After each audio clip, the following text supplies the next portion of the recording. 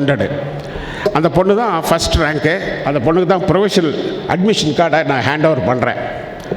பண்ண உடனே இந்த ப்ரெஸ் ரிப்போர்ட்டர்ஸ் எல்லாம் உடனே அந்த பொண்ணுக்கிட்ட போய் கேட்குறாங்க, ஏம்மா உனக்கு தான் 199.25 இருக்க, உனக்கு மெடிக்கல் காலேஜ் கிடச்சிருமே, நீ ஏன் வந்து அக்ரியில் சேர்ற அப்படின்னாங்க.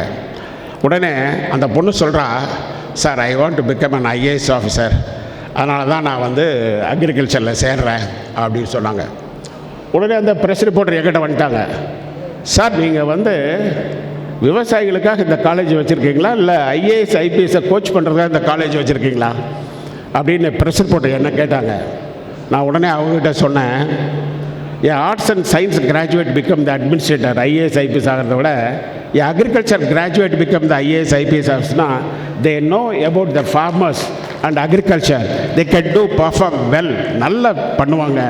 அதனால் அவங்கள விட எங்கள் கிராஜுவேட் வந்து ஐஏஎஸ் ஐபிஎஸ்ஸாக இருக்கிறதா வந்து மிகச்சிறந்ததாக இருக்கும் அப்படின்னு சொன்னேன். அதனால் நீங்கள் வந்து அக்ரிகல்ச்சர் கோர்ஸை நீங்கள் எடுத்திங்கன்னா ரொம்ப நல்லாயிருக்கும். இன்றைக்கி வந்து பல்கலைக்கழகத்தில் கோர்ஸ் இருக்குது, அதை விட அஃபிலியேட்டட் காலேஜஸ் 28 கல்லூரிகள் இருக்குது.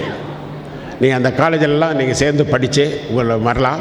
அதே மாதிரி அக்ரிகல்ச்சர் படிச்சுட்டு நீங்கள் எல்லா சிவில் சர்வீஸு என்டையராக ஈவன் டிஎன்பிஎஸ்சி எல்லா கோர்ஸ் எல்லாத்தையுமே படிக்கலாம். நல்ல ஒரு எதிர்காலம் இருக்குது. அதாவது bank services, fertiliser, pesticide company, அதாவது ஆப்பர்ச்சுனிட்டி ரொம்ப அதிகம். அக்ரிகல்ச்சர் படிச்சுக்கிறவங்களுக்கு எல்லா துறைகளும் போகலாம்.